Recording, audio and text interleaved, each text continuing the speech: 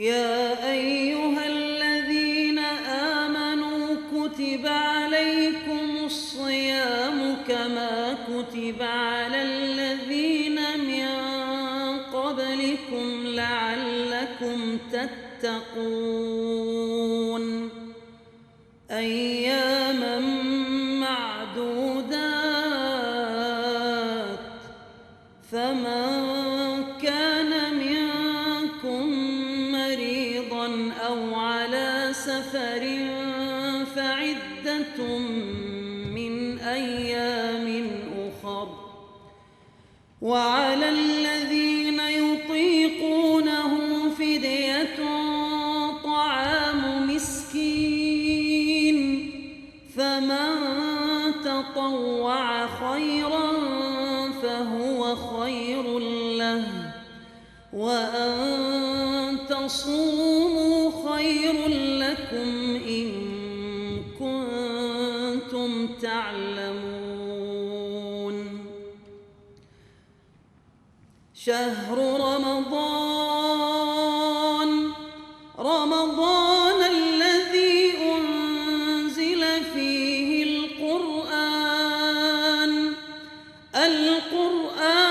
هدى للناس وبينات من الهدى والفرقان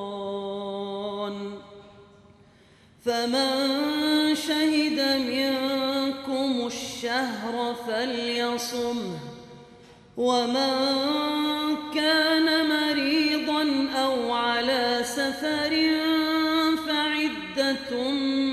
من أيام أخر يريد الله بكم اليسر ولا يريد بكم العسر ولتكملوا العدة ولتكبروا الله على ما هداكم ولعلكم تشكرون وإذا سألك عبادي عني فإني قريب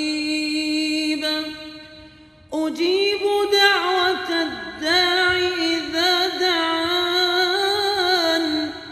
فليستجيبوا لي وليؤمنوا بي لعلهم يرشدون صدق الله